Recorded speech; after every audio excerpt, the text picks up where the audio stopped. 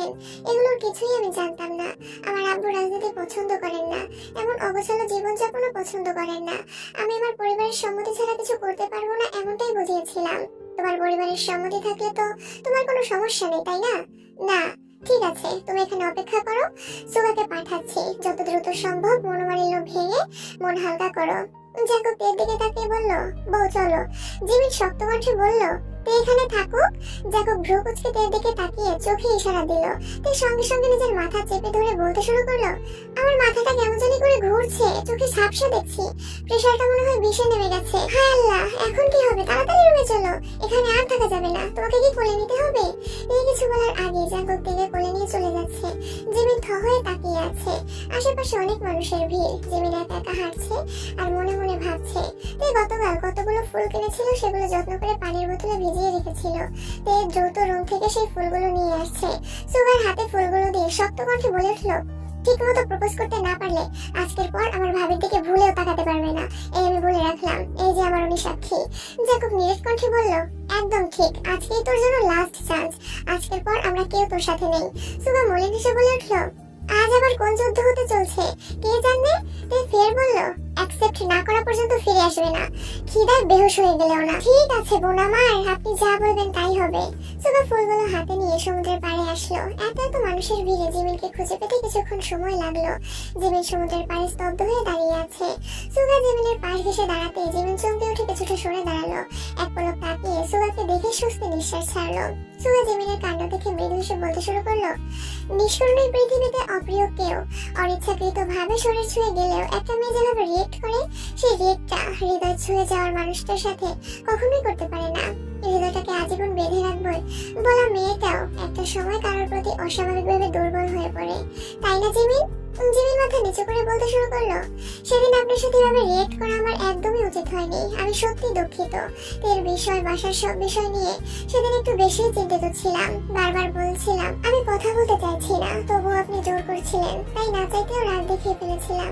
আমি শুধু আমার পরিস্থিতিটা বুঝাতে চেয়েছিলাম, আপনি সেটা না বুঝেই রাগ করে ফোন বন্ধ করে দিলেন। আপনার কি একবারের জন্য আমার কথা মনে হয়নি? একবারও আমার কথা ভাবলেন না? আমি সবসময় দেখে আসছি আপনি খুব দায়িত্বশীল একটা ছেলে। আপনার দায়িত্ববোধ আর অপ্রকাশিত যত্ন দেখে আমি বারবার মুগ্ধ হয়েছি। সেই আপনি কি না আমার সাথে এমন কাজ করলেন? এর বিয়ের আগেও 2-3 দিন আমার কল রিসিভ করেননি, নাম্বার ব্লক করে রেখেছিলেন, এখন একদম বাসা ছেড়ে চলে গিয়েছিলেন। এই আপনার দায়িত্ববোধ? জিমিন শেষ কথাগুলো বলতে বলতে কান্না করে দিয়েছে। সুগা আশেপাশে তাকিয়ে দেখলো বেশ কয়েকজন তাদের দিকে তাকিয়ে আছে। সুগা সহসা জিমিনের কাছাকাছি এগিয়ে গিয়ে শান্ত কণ্ঠে বলল, কান্না করো না প্লিজ, আমি সেদিন নিজের রাগ নিয়ন্ত্রণ করতে পারিনি, আর কখনো এমন হবে না, সরি। জিমিন কাঁদতে কাঁদতে ফের বলতে শুরু করলো, আপনি একটা পাষাণ নিষ্ঠুর, আমার উপর রাগ করে আমাকে কষ্ট দিতে উঠে পড়ে লেগেছেন। আপনি বাড়ি থেকে না গেলে তো আপনার বিয়ে ঠিক হতো না। আপনি এমনটা কেন করলেন? ভালো হয় বিয়ে করার আগে আমাকে সমুদ্রের পানিতে ডুবিয়ে মেরে ফেলুন। জিমিনের দু চোখ বেয়ে অনর্গল পানি পড়ছে, ঠিক মতো কথাও বলতে পারছে না। সুগা সূক্ষ্মনীতে তাকিয়ে থেকে আকস্মাৎ এক হাতে জিমিনের চোখের পানি মুছতে মুছতে শঙ্কাজনক কণ্ঠে বলতে শুরু করলো, এই মেয়ে চুপ করো, কি সব বাজে কথা বলছো? আমার আবার কিসের বিয়ে? বিয়ে যদি করতেই হয় আমি তোমাকেই বিয়ে করব। তুমি রাজি হলেও তোমাকে করব, না হলেও তোমাকেই করব। হয় হিরোর মতো বিয়ে করব, নয়তো ভিলেনের মতো করব, তবুও তোমাকেই বিয়ে করব। এই সুগা শুধু জিমিনের। আজ এই মুহূর্ত থেকে তুমি শত রাগ করলেও আমি সব সহ্য করে নিব। আমি নিষ্ঠুর হলেও তোমারই থাকবো, পাষাণ হলেও তোমারই থাকবো, বুঝেছো মেয়ে? জিমিন শীতল চোখে সুগার দিকে তাকিয়ে আচমকা সুগাকে জড়িয়ে ধরলো। আকস্মিক ঘটনায় সুগা কিছুটা ঘাবড়ে গেছে। আশেপাশে অবেক্ষণ করে কাপা কাপা হাতে জিমিনের পিঠে হাত রাখলো। প্রথমবারের মতো সুগা জিমিনের ঘনিষ্ঠতা উপলব্ধি করতে পারছে। সুগার হৃদয় স্পন্দনের সাথে সাথে পেটের নাড়িগুলো ধপাধপ করে কাঁপছে। এক অদ্ভুত অনুভূতি সর্বাঙ্গে শিহরণ জাগাচ্ছে। এই অনুভূতির বহিঃপ্রকাশ অসম্ভব। এদের বন্ধুমহলের সবচেয়ে ম্যাচিওর মেয়েটা আজ বিবেক ভুলে আবেগের কাছে ধরা দিতে বাধ্য হলো।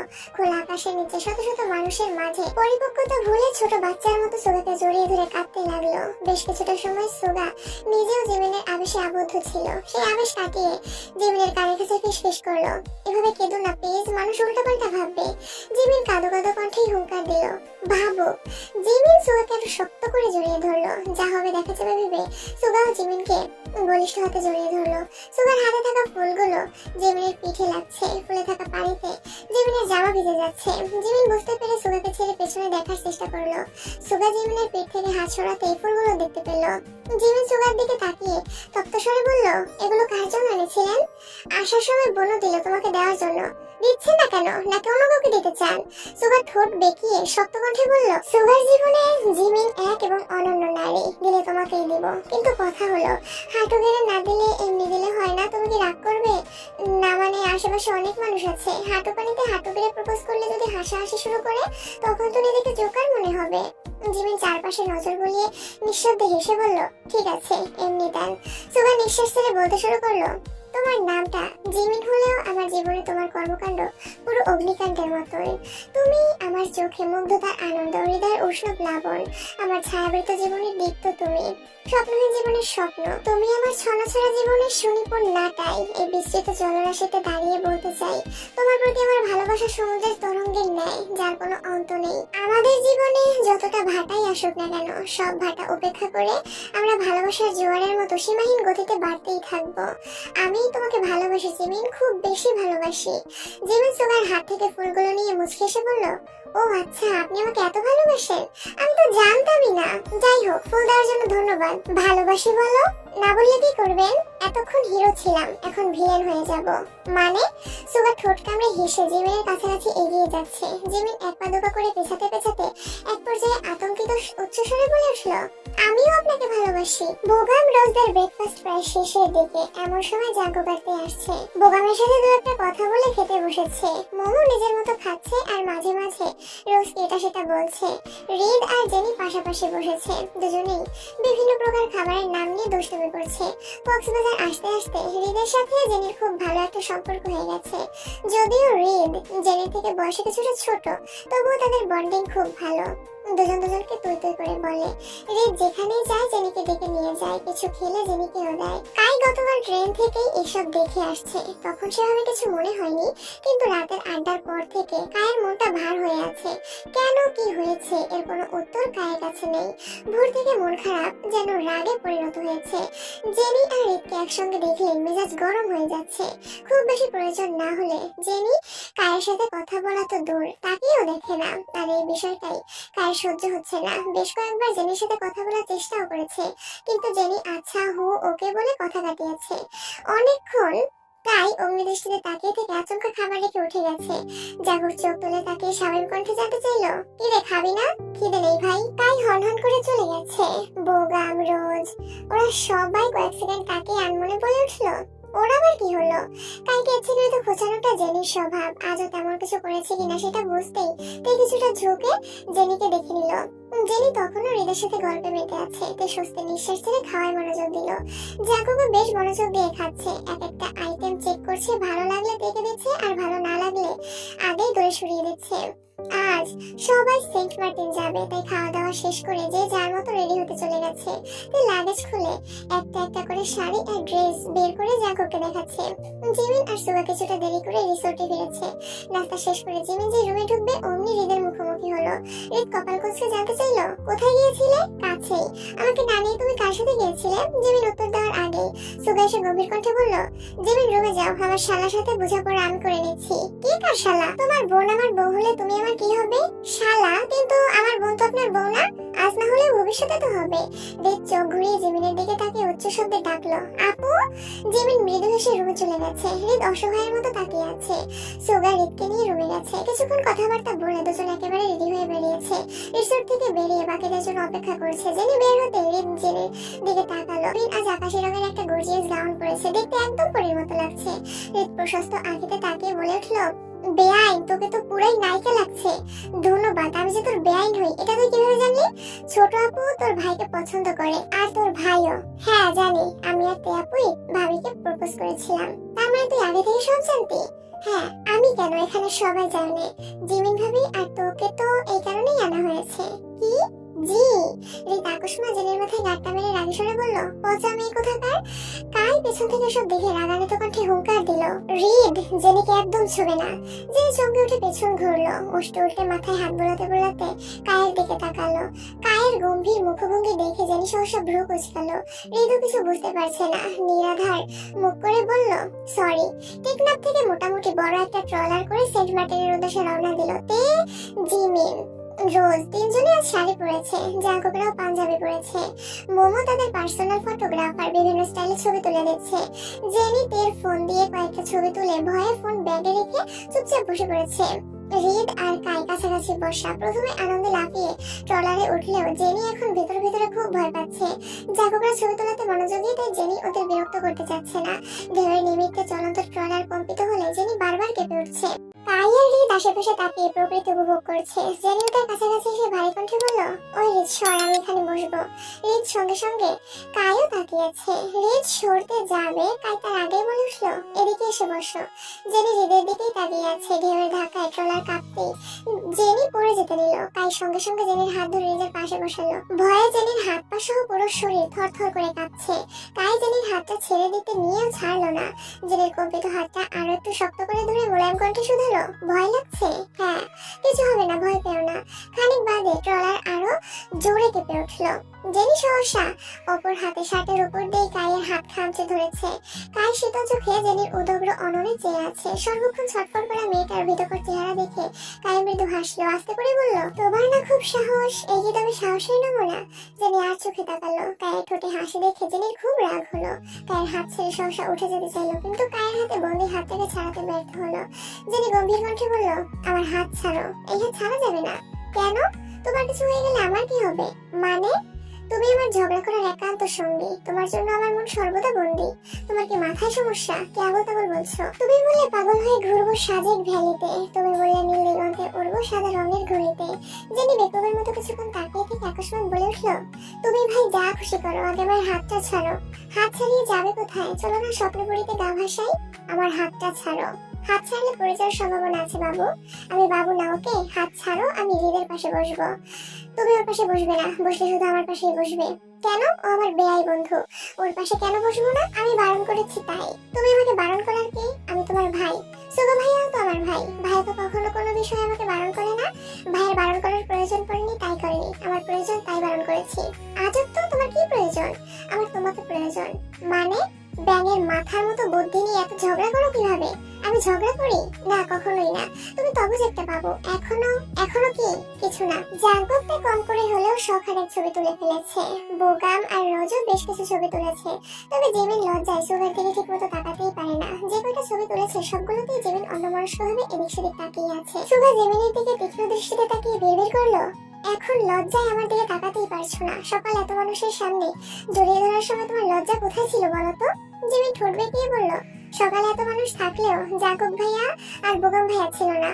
হায় রে, তুমি ওদের দেখে লজ্জা পাচ্ছ, অথচ বড় ভাই হয়েও ওদের মধ্যে মিনিমাম লজ্জা বোধ নেই। দেখেছো কত সুন্দর করে ছবি তুলছে? আর তুমি? ওনারা বিবাহিত, যেভাবে ইচ্ছে সেভাবে ছবি তুলতে পারেন। চলো তাহলে আমরাও আজকেই বিয়ে করে ফেলি। না। কেন? পরিবারের সম্মতি ছাড়া বিয়ে করবো না আমি। ইস, বিয়ে করবো না বললেই হলো। ভালো ভালো রাজি না হলে কিডন্যাপ করে এনে বিয়ে করবো। জিমি মুচকি হেসে বলল, আপনার এত সাহস? নিজের সাহসে না কুলালে প্রয়োজনে আশেপাশের সবার থেকে সাহস ধার নিব, তবুও তোমাকে আমার করেই ছাড়বো। এতটা পথ জার্নিতে জাগব এক সেকেন্ডের জন্য থেকে ছাড়ছে না। রোজ অনেকক্ষণ যাবত বিষয়টা লক্ষ্য করছে, তবে কিছুই বলছে না। ছবি তোলা শেষে রোজ অনষ্ট কণ্ঠে বলল, ভাইয়া তুমি তেকে নিয়ে এত ভয় পাও কেন? জাগব তের দিকে এক পলক তাকিয়ে ঠান্ডা কণ্ঠে বলল, আজকের আকাশটা দেখেছো? চারিদিকে শুধু সাদা মেঘের ওরব। সেই মেঘেদের ভিড়ে আমার হারিয়ে গেলে অন্তর্ধারণের বিজ্ঞপ্তি কোথায় দেবো বলো? তুই বরং থেকে সিন্ধুকে তালা দিয়ে রেখে দে, মাঝে মাঝে বের করে দেখবি, আবার সযত্নে রেখে দিবি। বুদ্ধিটা কিন্তু খারাপ না। পাজিল সারাদিনের ঘোরাঘুরি শেষে সন্ধ্যা নাগাদ ক্লান্ত হয়ে সবাই রিসোর্টে ফিরেছে। ফ্রেশ হয়ে যে যার মতো রেস্ট নিচ্ছে। সুগা জিমিনকে বারবার মেসেজ দিচ্ছে। অবশেষে বাধ্য হয়ে জিমিন রুম থেকে বেরিয়েছে। সুগা রুমের সামনে দাঁড়ানো। জিমিন বের হতে বলল, চলো। কোথায়? ঘুরতে। খুব ক্লান্ত লাগছে। কোলে নিতে হবে? জিমিনের আকস্মিক সকালের ঘটনা মনে পড়ে গেছে। জাঙ্কুকের মতো সুগা যদি একই কাজ করে বসে, তার জন্য আগে ভাগেই বলে উঠলো, আমি একাই যেতে পারবো। ঠিক আছে চলো। সবার রাতের খাবার শেষ, অথচ সুগাদের আসার কোনো নাম নেই। বাধ্য হয়ে জাঙ্কুক সুগার নাম্বারে কল দিল। রিসিভ করতে উষ্ণস্বরে বলল, চাঁদ, সমুদ্র আর তাকে দেখা শেষ হলে রিসোর্টে ফিরে আসেন ভাই। এটা কিন্তু আমার আপনার এলাকা নয়, 10 মিনিটের মধ্যে চলে আসছি। ঠিক আছে। মাঝখানে একদিন কেটে গেছে। কক্সবাজারের আশেপাশে সবকিছু মোটামুটি ভাবে দেখা শেষ। জিমিন আর সুগার সম্পর্ক অনেকটাই স্বাভাবিক হয়েছে, তবে জাঙ্কুক কাবাব মে হাড্ডির মতো সুগার পেছন লেগে আছে। জিমিন আর সুগা আলাদাভাবে কোথাও গেলে 30 মিনিটের উপর হলেই ওয়ার্নিং স্বরূপ কল দেওয়া শুরু করে, অথচ জাঙ্কুক কেকে নিয়ে ঘুরতে যাওয়ার আগেই ফোনটা বন্ধ করে ফেলে। সকালে ব্রেকফাস্ট শেষ করা মাত্রই বাসা থেকে কল আসছে, আজ হানসুইয়াপুর ডেলিভারি। জাঙ্কুক সবার উদ্দেশ্যে বলল, আমাদের যেতে হবে, তোমরা চাইলে আরো 2-1 দিন থাকতে পারো। তার কোনো প্রয়োজন নেই, ঘুরতে আসছি, ঘুরলাম, এখন আমাদের একসঙ্গেই ফেরা উচিত। ঠিক আছে। হুট করে ডিসিশন হওয়ায় ট্রেনের টিকিট ম্যানেজ করা সম্ভব হয়নি, তাই বাসেই রওনা দিয়েছে। জিমিন আর রিদ একসঙ্গে বসেছে, সুগা আর কাই জিমিনদের পাশাপাশি বসেছে। তাদের সামনে জেনি, মোমো, রোজ আর বোগাম বসেছে। জাঙ্কুক আর তে পেছন দিকে বসেছে। তে জাঙ্কুকের মুখের পানে তাকিয়ে থেকে শীতল কণ্ঠে বলল, আমার বান্দরবন যাওয়ার খুব ইচ্ছে ছিল, কিছুদিন পর আবার আসবো, তখন সাজেক, বান্দরবান সব ঘুরবো। আবার?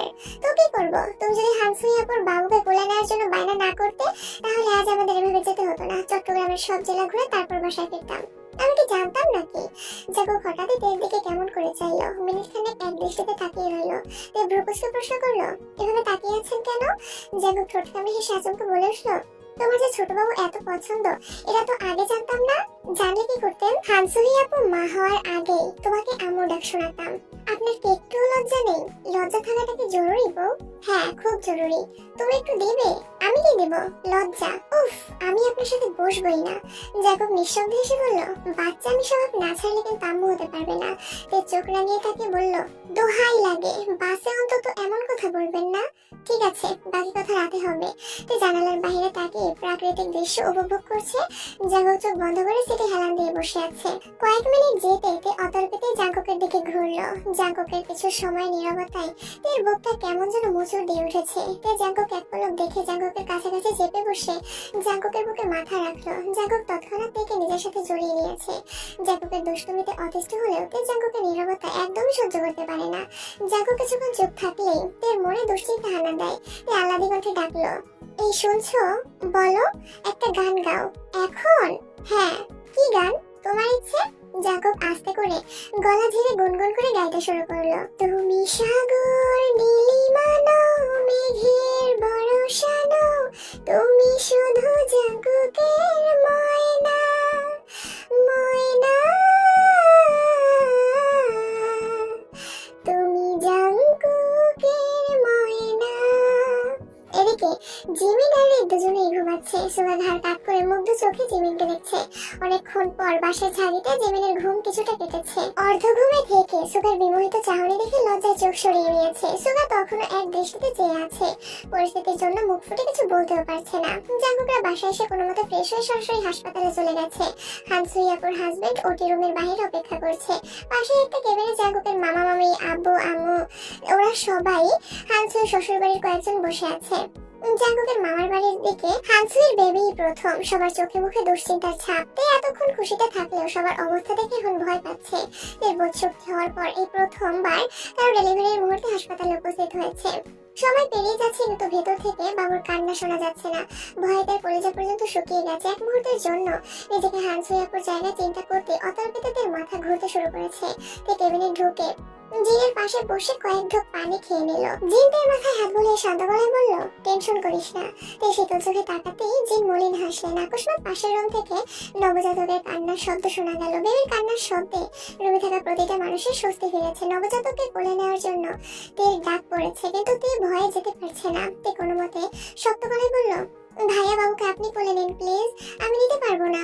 হানসুয়ের হাজবেন্ড তেকে কয়েকবার ডেকেছে, কিন্তু তের হাত পা সব পুরো শরীর কাঁপছে। হানসুয়ের হাজবেন্ড বাবুকে কোলে নিয়ে এসেছে, তের মুখোমুখি দাঁড়িয়েছে। তেকে উদ্দেশ্য করে কোমল কণ্ঠে বলল, তুমি বলছিলে বাবুকে কোলে নেবে, অন্ততপক্ষে একবারের জন্য নাও। তে জাঙ্কুকের দিকে তাকালো। জাঙ্কুক মৃদু হেসে চোখে ইশারা দিল। তে বিছানায় বসে দুহাত বাড়িয়েছে। হানসুয়ের হাজবেন্ড সঙ্গে সঙ্গে বাবুকে তের কোলে দিল। লাল টুকটুকে ছোট্ট একটা বাবু তের কোলে অঝরে কাঁদছে। দু একবার চোখ খোলার চেষ্টা করে ব্যর্থ হয়ে ফের কাঁদতে শুরু করেছে। কিছু সময়ের মধ্যে তের সর্বাঙ্গে কাল বৈশাখীর ঝড়ের মুখোমুখি হলো। অজানা এক ভয় আর আতঙ্কে তের দু চোখ টলমল করছে। বাবুর দিকে তাকিয়ে থাকতে থাকতে হঠাৎ চোখে পানি জমে বাবুকে ঘোলাতে দেখা যাচ্ছে। জিনতের অবস্থা কিছুটা আন্দাজ করতে পেরে বাবুকে কোলে নিয়ে হানসুয়ের আম্মু আর শাশুড়ির কাছে নিয়ে গেছে। বাবুর কান্না, বাড়ির সবার হই হুল্লোড় তে সহ্য করতে পারছে না। তে মাথা নিচু করে কেবিন থেকে বেরিয়ে গেছে। জাঙ্কুকও এক দৌড়ে বেরিয়েছে। তে কাছাকাছি দাঁড়িয়ে চোখ মুছে দিতে দিতে শান্ত কণ্ঠে ডাকলো, এই তে। কান্নার জন্য তে কথাই বলতে পারছে না। জাঙ্কুক ফের বলল, কি হয়েছে তোমার? মা হওয়া কত কষ্টের। এই কষ্টের আড়ালে সীমাহীন সুখ লুকিয়ে থাকে। তে ক্রন্দিত নয়নে তাকাতেই জাঙ্কুক নড়ে উঠলো। সহসা স্বাভাবিক কণ্ঠে বলল, ঠিক আছে, সরি। তুমি মানসিকভাবে প্রস্তুত না হওয়া পর্যন্ত আমি বাবুর কথা আর বলবো না। এবার তো কান্না থামাও প্লিজ। সুগা, জেনি ওরা সবাই কিছুক্ষণ পরে হাসপাতালে আসছে। সবাই বাবুকে দেখছে আর যে যার মতো গিফট দিচ্ছে। কিছুক্ষণের মধ্যেই হানসি বাবুকে কেবিনে শিফট করা হয়েছে। এই সময়ের মধ্যে তে মনের অবস্থা অনেকটাই স্বাভাবিক হয়ে গেছে। তে বাবুকে কোলে নিয়ে গবেষণা শুরু করেছে। একসময় জাঙ্কুকও তের সঙ্গে সঙ্গ নিল। বাবুর নাক, চোখ, ঠোঁট কার মতো হয়েছে সেসব নিয়ে তর্ক বিতর্ক লেগেছে। নামজন ছিলেন বাহিরে। জাঙ্কুকের তর্ক বিতর্ক শুনে রুমে আসছেন। নামজন আসতে জাঙ্কুক মাথা নিচু করে দূরে সরে দাঁড়ালো। নামজন কিছু বলতে চেয়েও সহসা কথা গিলে ফেললেন। জাঙ্কুকের দিকে তাকিয়ে ঠান্ডা কণ্ঠে বললেন, বাইরে আসো, কথা আছে। জাঙ্কুক সঙ্গে সঙ্গে বেরিয়ে গেছে। 10 মিনিট পর কেবিনের দরজায় দাঁড়িয়ে সুগাকে উদ্দেশ্য করে বলল, সুগা, বাসায় গেলে সবাইকে নিয়ে যাস। রুম ভর্তি মানুষ, তাই তেরে কিছু বলতে চেয়েও বলতে পারলো না। তেরা বাসায় ফিরেছে 10টার দিকে। সবাই সবার মতো শুয়ে পড়েছে। তে জাঙ্কুকের রুমে কিছুক্ষণ পাইচারি করে হঠাৎ এক দৌড়ে নিচে চলে আসছে। জাঙ্কুকের রুমটা অনেক বড় হওয়ায় তে একা থাকতে ভয় লাগে, তাই ড্রয়িং রুমে চলে আসছে। টিভি দেখতে দেখতে জাঙ্কুককে কয়েকবার কল দিয়েছে, কিন্তু জাঙ্কুক কল রিসিভ করছে না। তে এক পর্যায়ে সোফাতেই ঘুমিয়ে পড়েছে। প্রায় 12টার দিকে জিন টিভির শব্দে রুম থেকে বেরিয়ে আসছেন। তেকে সোফায় ঘুমাতে দেখে ঘড়ির দিকে তাকালেন। জাঙ্কুকের আব্বু চাচু কেউই এখনো বাসায় ফেরেনি। জিন তের মাথায় হাত বুলিয়ে আস্তে করে ডাকলেন, তে, এই তে। এখানে ঘুমাচ্ছিস কেন? রুমে ভয় লাগে। কেন? জানি না। জিন সোফার একপাশে বসলেন। তেকে নিজের উড়োতে শুইয়ে দিলে চুলে হাত বুলাতে বুলাতে বললেন, হানসুয়ের বাবু দেখে ভয় পেয়েছিস? হ্যাঁ, সংসার জীবন বড়ই কঠিন মা। এই জীবনে ভয়কে জয় করে চলতে হবে। জাঙ্কুক এখনো ফিরছে না কেন? জানি না, কল রিসিভ করছেন না। আচ্ছা, তুই ঘুমা, আমি তো মাথায় হাত বুলিয়ে দিচ্ছি। তুই কিছুক্ষণ ঘুমানোর চেষ্টা করে হঠাৎই ডাকলো, বড় আম্মু, বল, একমাত্র ছেলের বউ হিসেবে তোমার কি আমাকে পছন্দ? পছন্দ না হলে কি ছেলের বউ করতে রাজি হতাম নাকি? এখন ঘুমানোর চেষ্টা কর, না হয় মাথা ব্যথা করবে। কিছু সময়ের মধ্যেই তো ঘুমিয়ে পড়েছে। 10-20 মিনিটের মধ্যেই জাঙ্কুক দৌড়ে বাসায় ঢুকেছে। জিন সোফায় বসে থাকতে দেখে পা থামিয়ে ধীর গতিতে আগায়। আম্মুর কোলে ঘুমোতে দেখে জাঙ্কুক অপ্রত্যাশিত ভাবেই হেসে ফেললো। জাঙ্কুকের হাসি দেখে জিন গাড়ি সরে হুঙ্কার দিলেন, তোর দায়িত্ববোধ কি কোনোদিনও আসবে না? আসবে। কবে আসবে? বিয়ের পর এত রাত করে কেউ বাসায় ফিরে? মেয়েটা এমনিতেই ভয় পায়, তার উপর তুইও নিরুদ্দেশ হয়ে গেছিস। তোর বউকে দেখে রাখার দায়িত্ব কি আমার? সরি, তুই যে বিয়ে করেছিস এটা কি তোর মনে থাকে না? থাকে তো। তাহলে তোর আব্বু কোথায়? চাচুরাই বা কোথায়? আসতেছে। কোথায় গিয়েছিলি? আব্বু এসে সব বলবে, আমি আপাতত ওকে নিয়ে যাই। চাচু এসে মেয়েকে অবস্থায় দেখলে আমার খবরই আছে। জাঙ্কুক ঝটপট থেকে কোলে তুলে নিয়ে চলে যাচ্ছে রুমে। আজ শুক্রবার, জিমিনের বোনের কাবিন হবে, তাই জিমিনদের বাসায় সকাল থেকেই রান্নার আয়োজন চলছে। কাছের আত্মীয় স্বজন ইতিমধ্যেই চলে আসছেন। এতটা পথ জার্নি করে আসায় জিমিনের শরীর খুব ক্লান্ত, এজন্য ঘুম থেকে উঠতেও একটু দেরি হয়ে গেছে। হাত মুখ ধুয়ে রুম থেকে বেরিয়ে যেই নামতে যাবে, অমনি জিমিনের মামাতো ভাইয়ের সাথে দেখা হয়ে যায়। কোনো এক সময় জিমিনের বিয়ে ঠিক হয়েছিল। ছেলেটা জিমিনকে দেখে মৃদু স্বরে বলল, কেমন আছো? জিমিন উত্তর না দিয়ে ফের নিজের রুমে চলে গেছে। দরজা চাপিয়ে আবারও শুয়ে পড়েছে। জিমিনের চোখে তীব্র আক্রোশ, মন আর মেজাজ দুটো চরমভাবে খারাপ হয়ে গেছে। 5 মিনিট পরেই সুগার কল আসছে। জিমিন রিসিভ করবে না ভেবেও রিসিভ করলো। সুগা মোলায়েম কণ্ঠে বলল, good morning miss stress. Jimin বলে হেসে বলল, গুড মর্নিং। ব্যস্ত? না, বলুন। কি করছো? কিছু না, শুয়ে আছি। সুগা ঘড়ির দিকে তাকিয়ে কিছুটা উদ্বিগ্ন কণ্ঠে বলল, এত বেলা হয়ে গেছে, এখনো শুয়ে আছো কেন? শরীর কি বেশি খারাপ? না, কিছু হয়েছে? তেমন কিছু না। আপনি কল দিয়েছিলেন কেন? জিমিনের ভারী কণ্ঠের কথাবার্তা শুনে সুগা শঙ্কিত হলো। পরপর ধীর কণ্ঠে জানতে চাইল, বাসায় কি কোনো সমস্যা? না। বলো। সুগার গম্ভীর কণ্ঠ শুনে জিমিন সাহসা হাসার চেষ্টা করলো। মৃদু স্বরে বলল, আপনি অল্পতে এত সিরিয়াস হয়ে যান কেন? আপুর বিয়ে হয়ে যাচ্ছে সেজন্যই মনটা একটু খারাপ। এখন বলুন তেজানিদের নিয়ে কখন আসছেন? আমি বোধহয় আসতে পারবো না। কেন? ভাইয়া বললো আমাকে নিয়ে কোথায় যাবে, কিছুক্ষণের মধ্যেই বের হতে হবে। তুমি চিন্তা করো না, বড়রা সময় মতো পৌঁছে যাবে। আপনি আসবেন না? ইচ্ছে তো ছিল, কিন্তু ভাইয়ের কথা অমান্য করে যেতে পারবো না। তবে সুযোগ পেলে অবশ্যই আসবো। আচ্ছা। সুগা কল করে দিয়েছে। জিমিন ফোন থেকে গতকালকে তোলা একটা ছবি বের করে শীতল চোখে তাকিয়ে সুগাকে দেখছে। কিছুক্ষণ পর জিমিনের বোন রুমে আসছে। আপুকে দেখে জিমিন আতঙ্কিত হয়ে ফোন রেখে দিয়েছে। জিমিনের বোন জিমিনের মাথার কাছে বসে আস্তে করে বললেন, কি হয়েছে তোর? কিছু না, মন খারাপ। জিমিন নীরবে ঢোক গেলছে। জিমিনের বোন মাথায় হাত বুলিয়ে শান্ত কণ্ঠে বলল, মামারা তোর বিয়ের বিষয়ে আলোচনা তুলেছে। তাদের ছেলের অতীত ভুলে আমরা যেন আবার চিন্তা করি। জিমিন কপাল কুঁচকে তাকিয়ে আছে। বুকে অজানা ভয় হানা দিচ্ছে। চোখের কোণে পানি জমতে শুরু করলো। জিমিনের বোন কিছুক্ষণ তাকিয়ে থেকে কোমল কণ্ঠে ডাকলো, জিমিন। তুই কি সুগাকে পছন্দ করিস? বোনের মুখে এমন প্রশ্ন শুনে জিমিন কিছুটা ঘাবড়ে গেছে। কয়েক মুহূর্ত প্রশ্ন পাখিতে তাকিয়ে রইল। বোনের এমন প্রশ্নের তোকে নিজেকে সামলাতে না পেরে হঠাৎই বোনকে জড়িয়ে ধরে কান্না শুরু করলো। জিমিনের বোন মাথায় হাত বুলিয়ে দিতে দিতে উদ্বিগ্ন কণ্ঠে বলল, হ্যাঁ কিনা বল। জিমিন তখনও অঝরে কেঁদেই যাচ্ছে। জিমিন কাঁদতে কাঁদতে বলল, আমি না চাইতে ওনাকে ভালোবেসে ফেলেছি আপু। আমি ওনাকে ছাড়া অন্য কাউকে বিয়ে করতে পারবো না। জিমিনের বোন দীর্ঘ নিঃশ্বাসে আস্তে করে বলল, আমি জানতাম। অবশ্য সেদিনের আচরণ দেখে আমার সন্দেহ হয়েছিল। জিমিন ঘন ঘন নিঃশ্বাস ফেলছে। জিমিনের বোন আবারও জিজ্ঞেস করলো, তে জানে? তে, জেনি, জাকুব ভাইয়া সবাই জানে। তাহলে মুখ ফুলিয়ে শুয়ে আছিস কেন? নিচে চল। মামারা? আশ্চর্য, ওনাদের জন্য আমাদের জীবন থেমে থাকবে নাকি? ওনাদের হীরার টুকরা ছেলের জন্য হীরা খুঁজতে থাকুক, আমরা রূপা রূপা নিয়ে সুখে থাকবো। কি বলিস? ঠিক আছে। সকাল 10টার দিকে কাই আর মোমো তেদের বাসায় আসছে। যদিও তেহি এখনো কিমবাড়িতেই আছেন, সবার সঙ্গে টুকটাক কথা বলে তাই চুপি চাপি জেনির রুমের দিকে এগোচ্ছে। দরজায় টোকা দিয়ে ধীর কণ্ঠে শুধালো, আমি কি আসতে পারি? জেনি চোখে কাজল দিচ্ছিল। কাজল দেওয়া থামিয়ে কিছুটা ঝুঁকে কাইকে দেখে স্বাভাবিক কণ্ঠে বলল, তুমি? আসবো কিনা বলো। আসো। কাই রুমে ঢুকে চারিদিকে নজর বুলিয়ে জেনির দিকে তাকালো। জেনি নিঃশব্দে ভ্রু নাচাতে কাই মুচকি হাসলো। জেনি ঠোঁট বেঁকিয়ে শক্ত কণ্ঠে বলল, আমার রুমে কেন আসছো? ঝগড়া করতে? তোমার কি আমাকে এতই ঝগড়াটে মনে হয়? হ্যাঁ, এখন বলো কেন আসছো? তোমাকে দেখতে। দেখেছো? তোমাকে খুব সুন্দর লাগছে। জেনি সঙ্গে সঙ্গে হাত নামিয়ে সন্দেহের দৃষ্টিতে তাকিয়ে বলল, ওই তোমার মনে কি চলে? তোমার হাব ভাব আমার একদম ভালো লাগছে না। আমি কিন্তু ভাইয়ের কাছে বিচার দিব। কি বিচার দিবে? বলবো বলবো যে তুমি আমার সাথে অসভ্যতম করেছো। ভাই যখন তোমার পা ভেঙে হকি খেলবে তখন বুঝবা। পা কবে ভাঙবে জানিও, তাহলে প্রস্তুতি নিতে সুবিধা হবে। পাওয়ার কথা বাদ দিয়ে যাও এখান থেকে, নয়তো সত্যি সত্যি বিচার দিব। তাই পকেট থেকে দুটো লাল রঙের কাঁচের চুড়ি বের করে বিছানার উপর রেখে শান্ত গলায় বলল, খুব শখ করে তোমার জন্য চুড়িগুলো নিয়ে আসছি, তুমি পরলে খুশি হব। তাই দরজা পর্যন্ত গিয়ে আবারও থামলো আর চোখে জেনির দিকে তাকিয়ে ফের বলল, তোমাকে আজ অন্যরকম সুন্দর লাগছে, কারো নজর না লাগে যেন। জেনি কপাল কুঁচকে তাকিয়ে আছে। তাই চলে গেছে। জেনি ড্রেসিং টেবিলের আয়নার দিকে তাকালো। লজ্জা আর কুণ্ঠায় জেনির উজ্জ্বল দৃষ্টতা আরো বেশি ঝলমল করে উঠলো। তাইকে নিয়ে কখনো সেভাবে কিছু ভাবেনি জেনি। দুজনের সম্পর্কটাও খুব বেশি মধুর নয়। এবেলায় দুটা ভালো কথা বললে তো ওবেলায় ঝগড়া লেগে যায়।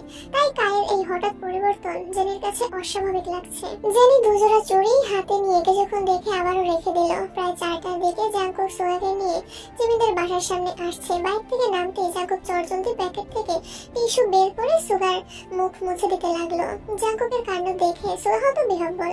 কাজের নাম করে সকাল থেকে 2-3 ঘন্টা সুগাকে সেলুনে বসিয়ে রেখেছে। 100 হেয়ার স্টাইল দেখে অনেক ভেবেচিন্তে একটা সিলেক্ট করে দিয়েছে। এমনকি সুগার পরনের পাঞ্জাবিটাও জাঙ্কুকেরই দেওয়া। জাঙ্কুক সুগার চুল ঠিক করে দিতে দিতে মৃদু স্বরে বলল, ভদ্র ছেলের মতো থাকবি কেমন? সুগা ভ্রু কুঁচকে বলল, আমার মনে হচ্ছে আমাকে মেহমানের থেকেও বেশি নতুন জামাই লাগছে। আমি কি বিয়ে করতে যাচ্ছি নাকি? পড়লে ক্ষতি কি? সুগা আর চোখে তাকাতে জাঙ্কুক তাড়া দিল। সুগাকে নিয়ে বাসার ভিতরে ঢুকলো। মেইন গেটের ভিতরে এক পা রাখতেই সুগা আশ্চর্য পড়ে গেল। নামজুন, সোবিং, বেখুইন, জেনি, তে, লিমিনহো, মোমো, কাই, বোগাম, জিহোপ সবাই উপস্থিত। তাছাড়াও জিমিনের বড় অপর শ্বশুরবাড়ির মানুষজন, জিমিনের আত্মীয় স্বজনের ড্রয়িং রুম পরিপূর্ণ। জিমিনের আব্বু হেসে বললেন, নতুন জামাই আসতে এত দেরি কেন? সুগা শুকনো মুখে ঢোক গিলে জাঙ্কুকের দিকে তাকালো। জাঙ্কুক মুচকি হেসে বিড়বিড় করলো, সারপ্রাইজটা কেমন? I am shocked. তে দ্রুত এগিয়ে সাল্লাতি কণ্ঠে বলল, ভাই আমাকে কেমন লাগছে? সুগা থেকে আপাতমস্তক দেখে আবারও জাঙ্কুকের দিকে তাকালো। তের বিয়ের সময় এত এত শাড়ি আর লেহেঙ্গা দেখেছিল যে তের জন্য শাড়ি লেহেঙ্গা কেনা শেষে সুগাকে টেনেও সব থেকে বের করা যাচ্ছিল না। একই ডিজাইনের দুইটা লেহেঙ্গা তার খুবই পছন্দ হয়েছিল। এক পর্যায়ে খুব জোরাজোরি করে দুইটা লেহেঙ্গা নিয়েছিল।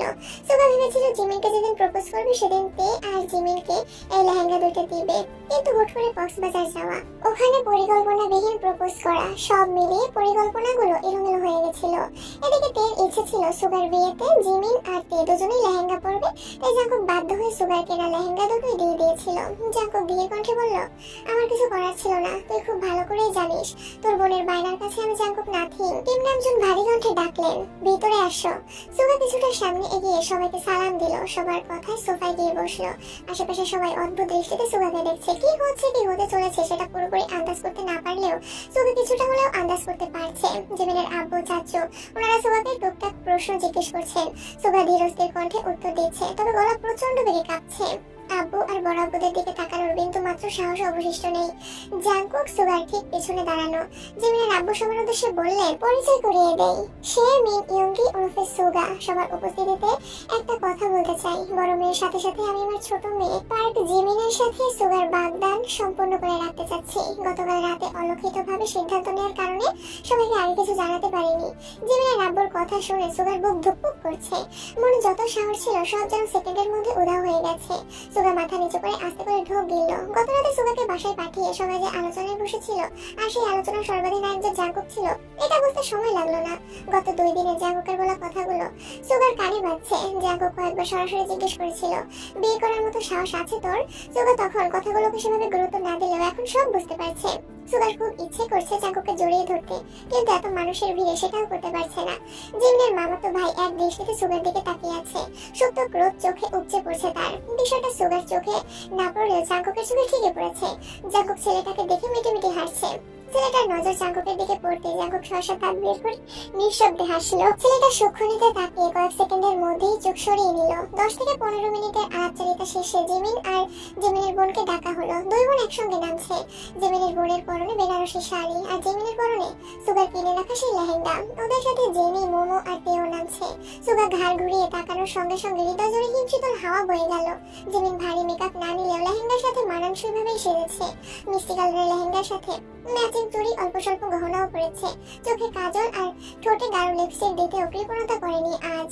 এই অকল্পনীয় অপরূপ সাজে জিমিনকে দেখা মাত্রই নিজের অজান্তেই সুগার ঠোঁটে প্রশান্তির হাসি ফুটল। হৃদয়ে বইছে বসন্তের প্রেমময় হাওয়া।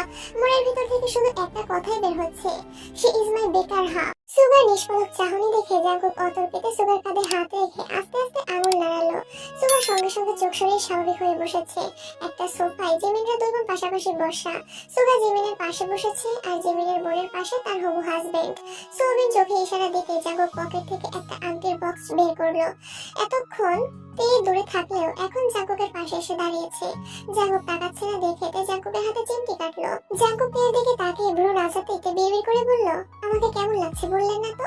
তের কপালের উল্টে যাওয়া টিকলিটা ঠিক করে দিয়ে জাঙ্কুক অত্যন্ত ধীর কণ্ঠে বলল, তুমি তমসার বুকে অনুদার আলোকচ্ছটা হলেও জাঙ্কুকের হৃদয় নিরন্তর দীপ্তির মেলা। তে হালকা ধমকে সরে বলল, এটা প্রশংসা ছিল নাকি অবজ্ঞা?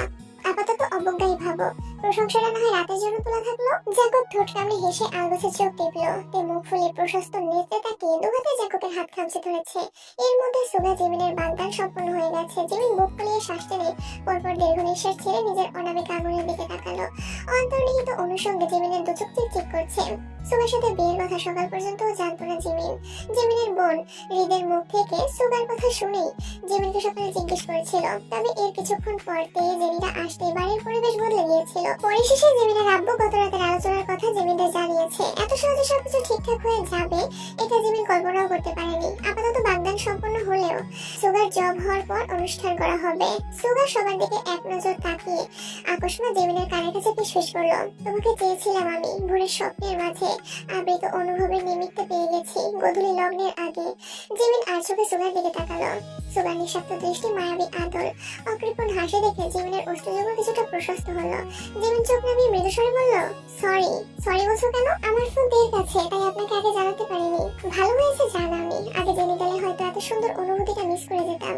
জিমিন শীতল চোখে ফের তাকালো। সুগার সাথে যোগাযোগী হতে নিজের চোখ নামিয়ে নিয়েছে। সুগার কয়েক মুহূর্ত তাকিয়ে থেকে উষ্ণ স্বরে বলল, দৃষ্টিতে জানিয়ে দাও। সুগা আজ থেকে শুধুই জিমিনের। মনের সব ভয় ভীতি শঙ্কা ভুলে যেতে চাই নিরালয়। ছাদে খাবারের আয়োজন করা হয়েছে, বড়দের খাবার খাওয়ানোর জন্য নিয়ে গেছে। আত্মীয় স্বজনের ভিড় কমতে সুগা আকস্মিক গিয়ে জাঙ্কুকে জড়িয়ে ধরলো। আকস্মিক ঘটনায় জাঙ্কু কিছুটা অবাক হলো। কয়েক মুহূর্ত পর জাঙ্কুকে জড়িয়ে ধরলো। সুগা অধীর কণ্ঠে বলল, ধন্যবাদ ভাইয়া, তোমাকে অসংখ্য ধন্যবাদ। আমি না চাইতেই তুমি আমার জীবনের সবচেয়ে দামি গিফট আমাকে দিয়ে দিলে। তোমার এই অনুকূল্য কোনো দিনও আমি ভুলবো না। ভালোবাসি ভাইয়া, খুব ভালোবাসি। জাঙ্কুকে স্বাভাবিক কণ্ঠে বলল, তুই আমার জন্য যত ঝড় ঝাপটা সহ্য করেছিস তার কাছে এই উপহার কিছুই না। তবে হ্যাঁ, 2 বছরের আগে কিন্তু তোর বউকে আমাদের বাড়িতে এনেছি না। আমার বউয়ের বউ ফিল শেষ হবে, তবে তোর বউকে ঘরে তুলবো। ঠিক আছে, তুমি যা বলবে তাই হবে। সুগার হাস্যজ্জ্বল চেহারা আর আবেগী কণ্ঠস্বর শুনে তুই অভিমানী কণ্ঠে বলল, এখন সব ভালোবাসা ভাইয়ের জন্য। আমি যে এত বছর বান্ধবীটাকে আগলে রেখেছি, প্রপোজ করেছি, বিয়ের জন্য এত চিল্লাচিল্লি করেছি, এগুলো কিছুই না। সুগা জাঙ্কুকে ছেড়ে হাসি মুখে তের দিকে তাকালো। আলতো হাতে থেকে বুকে চড়িয়ে আদরে কণ্ঠে বলল, তুই তো আমার সবকিছু। তুই পৃথিবীতে আসছিলি বলেই আমি সুগা পৃথিবীর শ্রেষ্ঠ একটা বোন পেয়েছি। তুই আসছিলি বলেই আমি জাঙ্কুক ভাইয়ের মতো ভাই পেয়েছি, আর জিমিনের মতো একজন জীবন সঙ্গী পেয়েছি। আমার জীবনে তুই সবচেয়ে দামি। সারা জীবন ভালোবাসি বলেও তোর প্রতি আমার ভালোবাসার অন্ত ঘটবে না। তবুও বলছি, আমি তোকে ভীষণ ভালোবাসি বোন। তুই আহ্লাদে কণ্ঠে বলল, আমার চোখে তুমি পৃথিবীর সেরা ভাই। তুমি আমার জীবনে না থাকলে আমি বোধহয় ভালোবাসার সঠিক অর্থই বুঝতাম না। আমিও তোমাকে সীমাহীন ভালোবাসি ভাইয়া। জিহুক শব্দ কণ্ঠে বলল, হ ভাই, ভালোবাসা সব তোদেরই। আমরা ভাই বানের জলে ভেসে আসছি। কি বলো বোগাম? জি ভাই, আমারও তাই মনে হয়। সুগা তেকে ছেড়ে সবার উদ্দেশ্যে বলল, আমি তোমাদের সবাইকে ভালোবাসি। তাই ঠাট্টার স্বরে বলল, সবার মধ্যে কি ভাবিও আছে নাকি ভাই? তুমি সরাসরি বলতে পারছো না বলে আমাদের নাম নিচ্ছ, তাই না? সুগা ঠোঁট বেঁকিয়ে ভেঙচি কাটার চেষ্টা করলো। পরপর নিরেট কণ্ঠে বলল, কেন, আমি কি ভয় পাই নাকি? জিমিনের দিকে তাকিয়ে মোলায়েম কণ্ঠে বলল, আই লাভ ইউ জিমিন। সবাই একসঙ্গে হেসে উঠলো। জিমিন লজ্জায় চোখ নামিয়ে নিয়েছে সবার মধ্যে থেকে। মোমো বলে উঠলো, মানি না, মানবো না। সবার বেলায় ভালোবাসি আর ভাবির বেলায় আই লাভ ইউ। সুগা ভ্রু কুচকে ভারী কণ্ঠে বলল, দাঁড়া, তোর বিয়েটাও খুব তাড়াতাড়ি ঠিক করছি। না। জিমিনকে টেনে এনে সুগার পাশে দাঁড় করিয়ে সুগার হাতের উপর জিমিনের হাত রাখলো। তার উপর নিজের হাত রেখে মোলায়েম কণ্ঠে বলতে শুরু করলো, আজ থেকে আমার বেবিটা তোমার। তাই বলে এটা ভেবো না যে আমি আমার বেবিকে ছেড়ে দেব। তুমি যদি ইচ্ছেকৃত আমার বেবিকে কষ্ট দাও তাহলে এর ফল খুব খারাপ হবে। আর হ্যাঁ, আমার ভাইও আমার বেবিও আমার। তাই তোমাদের দুজনের উপর আমার অধিকার সবচেয়ে বেশি, বুঝেছো? জিমিন আর সুগা একসঙ্গে বলল, জি আপু, বুঝেছি। জাঙ্কুক এর হাতের উপর নিজের হাত রেখে নিরেট কণ্ঠে বলল, আর আমার বউয়ের উপর আমার অধিকার সবচেয়ে বেশি, বুঝছো? আর চোখে তাকিয়ে নিঃশব্দে হাসলো। সুগা জিমিন আবারও ফের বলল, জি ভাই, বুঝেছি। জিহু ফুট করে বলে বসলো, এর জন্মের পর থেকে তের উপর তো তোর অধিকারই সবচেয়ে বেশি। তের সাথে কেউ কথা বলা তো দূর, তের দিকে কেউ তাকালেই তো তোর মেজাজ 626 হয়ে যেত। তেহায়নের কথা মনে হলে এখনো আমার কলিজা কেঁপে ওঠে। রাগের বশবর্তী হয়ে তেকে 2-1টা থাপ্পড় দিয়ে ফেলেছিলি বলে তে তোর উপর রাগ করেছিল, আর তুই সেই রাগ মিটিয়েছিস তেহায়নের উপর। 11 বছরের ছেলেটার মাথায় তখন 7টা সেলাই লেগেছিল। তেহায়নকে মেরে নিজের রাগ কমাতে পারলেও তের রাগ কমাতে পারলি না। তের রাগ ভাঙানোর চেষ্টা নিজেকে ভেঙে চুরে নতুন করে তৈরি করলি। তুই বাহির থেকে বদলে গেলি, কিন্তু তের প্রতি আবেগ আর নিজের রাগকে নিয়ন্ত্রণ করতে পারলি না। যেই শুনলি সেই তেহায়ন আবারও তের সাথে যোগাযোগ করার চেষ্টা করছে, তুই সব প্ল্যান বাদ দিয়ে দেশে আসলি। কেন? তেহায়নকে মারতে। মারলি তো মারলি, একেবারে 2 মাসের জন্য হাসপাতালে পাঠালি। বাকিদের কথা না হয় নাই বললাম। এই, তুই আবার অধিকার নিয়ে কথা বলিস? তের দায়িত্ব নিতে চাইলে বা তের যত্ন নিতে চাইলে আগেই তাদের আদমরা করে ফেলতি। আর এখন তো প্রকাশ্যে তোর বউ, কেউ কিছু বলা তো দূর, তাকালে তো মাটিতে কুপিয়ে দিবি। জাঙ্কুক গম্ভীর কণ্ঠে বলে উঠল, আমার বউ শুধু আমার। কেউ খারাপ নজরে তাকানোর দুঃসাহস দেখালে আমি জাঙ্কুক তার জীবনকে দুঃস্বপ্ন বানিয়ে ছাড়বো। নির্বাক চোখে জিহুকের দিকে তাকিয়ে আছে। জেনি দূরে দাঁড়িয়ে সবার কাণ্ড কারখানায় দেখছে। হঠাৎ কায়ের নজর পড়তে জেনির কাছে এগিয়ে এলো। জেনির হাতের দিকে লাল চুড়ি দেখে মুচকি হেসে বলল, আমার দেওয়া চুড়িগুলো পরার জন্য ধন্যবাদ। এত খুশি হওয়ার মতো কিছু হয়নি, যে আমার সাথে ম্যাচ হয়েছে তাই করেছি। মিথ্যে বলো না জেনি। আর যাই হোক, তোমার সাথে মিথ্যেটা যায় না। জেনি চোখ তুলে তাকালো। কায়ের নিষ্পন্ন ভয়ানক চাহনি দেখে আতঙ্ক আর কোণঠায় চোখ সরিয়ে নিল। জানি বারবার বলেছিল এই চুরিগুলো করবে না, তবুও শেষ পর্যন্ত করেছে। কেন করেছে নিজেও বুঝতে পারছে না। মাগরিবের নামাজের পরপর সুগার সবার থেকে বিদায় নিয়ে বের হচ্ছে। জিমিনের আব্বু, জাঙ্কুকের আব্বু চাচুকে এগিয়ে দিতে বেরিয়েছেন। রিদ, লিমিনহো, জেনি আর কাইরা আগেই বেরিয়ে গেছে। তে আর জাঙ্কুক জিমিনের আম্মু, মামি আরো অন্যান্যদের সাথে কথা বলছে। সুগাদের এগিয়ে দিতে জিমিন গেটের বাইরে সরু গলিটা পর্যন্ত এসেছে। সুগা কিছুটা সামনে চলে গেছে, আচমকা কিছু ভেবে পেছনে ঘুরলো। জিমিনকে দূরে দাঁড়িয়ে থাকতে দেখে এক ছুটে এসে জিমিনকে জড়িয়ে ধরলো। অনাকাঙ্ক্ষিত ঘটনায় জিমিনের শরীর ঝাঁকুনি দিয়ে উঠেছে। বুকের ভিতর হৃৎপিণ্ডটা অস্বাভাবিকভাবে কম্পিত হচ্ছে। সুগা কয়েক সেকেন্ডের ব্যবধানে জিমিনের কপালে গালে অগণিত কিস করে ফেলেছে। জিমিন নিস্তব্ধ চোখে চেয়ে সুগার পাগলামি দেখছে। সুগা আচমকা জিমিনের মাথায় দেওয়া ঘোমটাটা এক সাইডে টেনে জিমিন সহ নিজের মাথা ঢেকে দিল। বিদ্যুতের বাতির আলোতে জিমিনের ভীতিকর চেহারা অল্প বিস্তর দেখা যাচ্ছে। সুগা জিমিনের কাছাকাছি আসাতেই জিমিনের নিঃশ্বাস এলোমেলো হয়ে যাচ্ছে। সুগার নিঃশ্বাস জিমিনের ঠোঁটে লাগছে। জিমিনের ঠোঁট অপ্রত্যাশিত ভাবেই কাঁপছে। সুগা সহসা জিমিনের কম্পিত অধর নিজের দখলে নিয়ে নিল। জিমিন সঙ্গে সঙ্গে চোখ বন্ধ করে সুগার পেটের দুপাশে চেপে ধরেছে।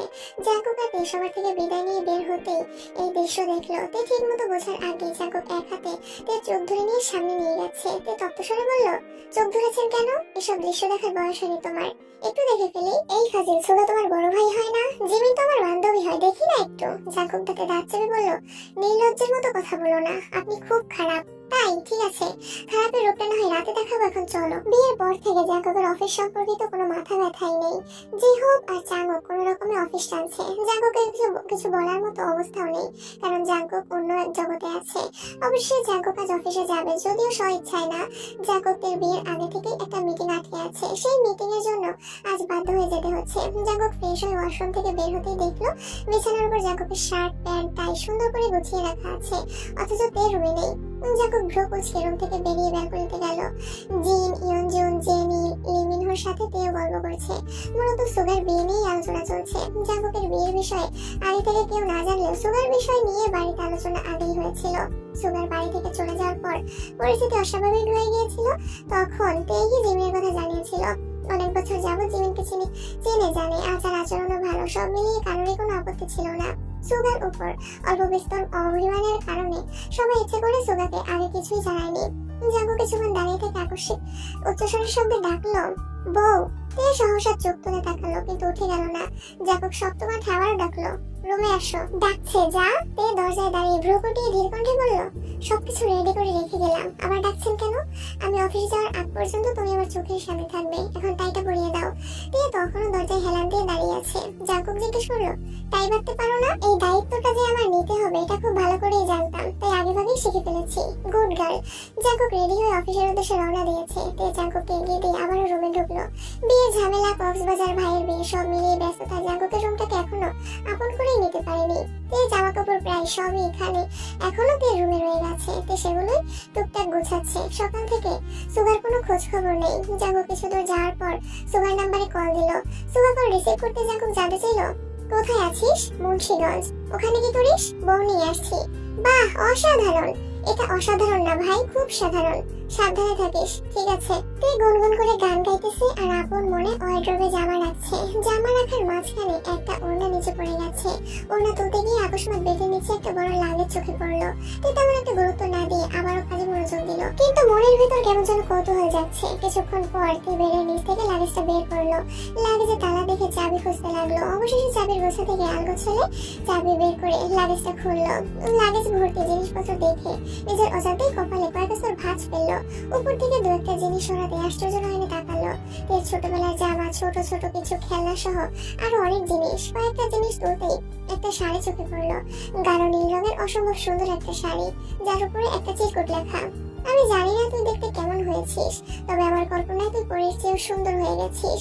তুই ঠিক কতটা বড় হয়েছিস জানি না, শাড়ি পরলে তোকে কেমন লাগবে সেটাও জানি না, কিন্তু আমি ঠিকই কল্পনা করে নিয়েছি এই প্রথমবার নিজের টাকায় তোর জন্য শাড়ি কিনেছি। এই শাড়িতে তোকে দেখতে খুব ইচ্ছে করছে রে। নিচে আজ থেকে আরো 5 বছর আগের একটা তারিখ লেখা।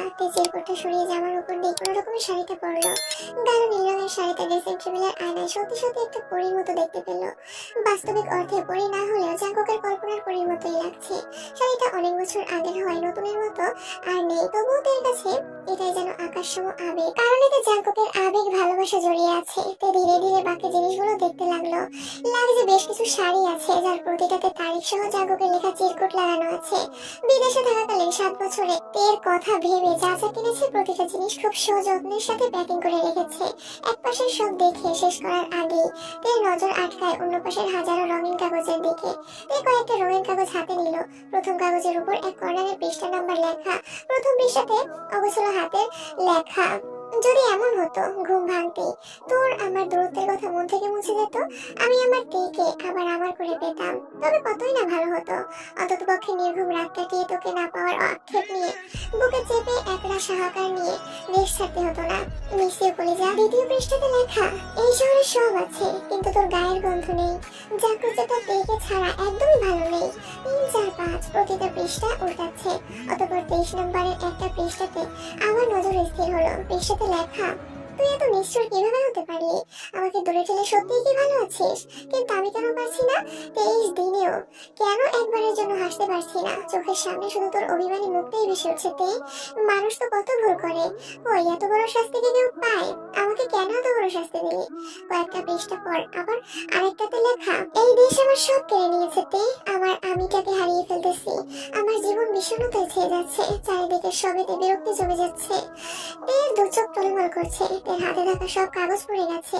বাতাসে উড়ে পৃষ্ঠাগুলো চলে যাচ্ছে। তে কাছের পৃষ্ঠাগুলো তুলে তাড়াতাড়ি করে লাগেজে রেখে লাগেজ আটকালো। দু একটা পৃষ্ঠা দূরে চলে যাচ্ছে। তে পৃষ্ঠাগুলো উঠাতে উঠাতে রুমের মাঝ বরাবর চলে যাওয়ায় পৃষ্ঠাটা উঠালো। ওইটাতে লেখা, পৃথিবীতে আমার প্রাপ্য সবকিছুর বিনিময় হলেও যদি তোর অভিমান ভাঙানো যেত, আমি জাঙ্কুক সব ছেড়ে আজই দেশে চলে আসতাম। বিশ্বাস কর, আমি আজই চলে আসতাম। আমি যদি একবারের জন্য বুঝতে পারতাম তোর গায়ে হাত তুললে তুই এতটা অভিমান করবি, তাহলে কোনোদিন তোর গায়ে হাত তোলার দুঃসাহস দেখাতাম না। তোর অভিমান আমাকে ভিতর থেকে ধ্বংস করে ফেলতেছে। এসব সহ্য করতে না পেরে যদি কখনো মারা যাই তবে জেনে রাখিস আমি জাঙ্কুক মৃত্যু তোকে ভালোবেসেছি আর তোর অভিমানের কারণেই মরেছি। এই দু চোখ বেয়ে অনর্গল পানি পড়ছে পৃষ্ঠা উঠিয়ে। যেই উঠতে যাবে তখন নজর পড়ে সামনের দেয়ালের দিকে। আগের রুমে অনেক জিনিসপত্র থাকায় এই দেয়ালের প্রতি নজরই পড়েনি। এখন রুম সম্পূর্ণ পরিষ্কার হয়। দেয়ালের কালো পর্দার উপর এই নজর আটকে গেছে। তে মনে মনে ভীত হচ্ছে ঠিকই, কিন্তু কিছুটা কৌতূহল কাজ করছে। জোরে নিঃশ্বাস টেনে এগিয়ে গেল পর্দার কাছে। এক সাইড থেকে পর্দা টেনে দেয়াল উন্মুক্ত করে দিল। দেয়ালে কিছু একটা ছবি আঁকা কাছাকাছি থাকায় ঠিক মতো বুঝতে পারছে না, তাই পেছাতে লাগলো। কিছুটা পেছাতে থমকে দাঁড়ালো। পুরো দেয়াল জুড়ে বড় বড় করে তের একটা হাস্যজল ছবি আঁকা, যার পাশে লেখা, আমৃত্যু ভালোবাসি তোকে। নিচে গত বছর জানুয়ারির দিকে তারিখ লেখা। যখন জাঙ্কুকের রুমে রং করানো হয়েছিল তখন এই ছবিটা আঁকিয়েছিল, যেটা 1 বছর যাবৎ পর্দার আড়ালে লুকিয়েছিল। জাঙ্কুকের রুমে তালা দিয়ে রাখার কারণটাও তে আজ বুঝে গেছে। তে দু চোখ বেয়ে পানি পড়ছে। বারবার শুধু মনে হচ্ছে মানুষ এতটা ভালো কিভাবে বাসতে পারে। তে এক পা করে পেছাতে পেছাতে হঠাৎ শক্ত কিছুর সাথে ধাক্কা খেলো। পেছনে ঘুরবার আগেই জাঙ্কুকের ঠান্ডা কণ্ঠ শোনা গেল, সব রহস্য উদ্ঘাটন করা শেষ। তে জাঙ্কুকের দিকে তাকাতে জাঙ্কুকের চোখ মুছে শান্ত কণ্ঠে বলল, কাঁদলে যদি তোমাকে পাওয়া যেত তাহলে আমি জাঙ্কুক গত 11 বছরে তোমাকে 100 কোটি বার আমার করে পেতাম। তে অতর্কিতেই জাঙ্কুকের প্রশস্ত বুকে ঝাঁপিয়ে পড়ে অবাধে কাঁদতে লাগলো। যেই কান্নায় কোনো অভিযোগ নেই, না পাওয়ার আক্ষেপ নেই, আছে শুধু জাঙ্কুকের সীমাহীন ভালোবাসা। এই কান্না কষ্টের নয়, এই কান্না সুখের। পৃথিবীর বুকে জাঙ্কুকের মতো একজন মানুষকে জীবন সঙ্গী হিসেবে পাওয়ার সুখ। জাঙ্কুকও থেকে বারণ করছে না, বরং শক্ত করে বুকে জড়িয়ে ধরে মুলায়ম কণ্ঠে বলল, ভালোবাসিতে আমৃত্যু ভালোবাসি তোকে। মিনিট 10 পর জিহুপের কল আসছে। জাঙ্কুক কল রিসিভ করতে জিহু বলে উঠলো, মিটিং এর আর মাত্র 30 মিনিট বাকি। কোথায় আছিস? লাঞ্চের পর মিটিং দে। হোয়াট, তুই না বের হয়েছিলি, এখন কোথায়? বউকে মিস করছিলাম, তাই বাসায় চলে আসছি। এখন রাখছি, কল দিয়ে বিরক্ত করবি না। অবশ্য কল দিলেও পাবি না, বাই। জাঙ্কুকের কপালে নিগুড় চুমু খেয়ে পুনরায় জড়িয়ে ধরে বলল, ভালোবাসি তে কুকির আম্মু। নাক টেনে টেনে ভেজা কণ্ঠে বলল, আমিও ভালোবাসি তে কুকির আব্বু।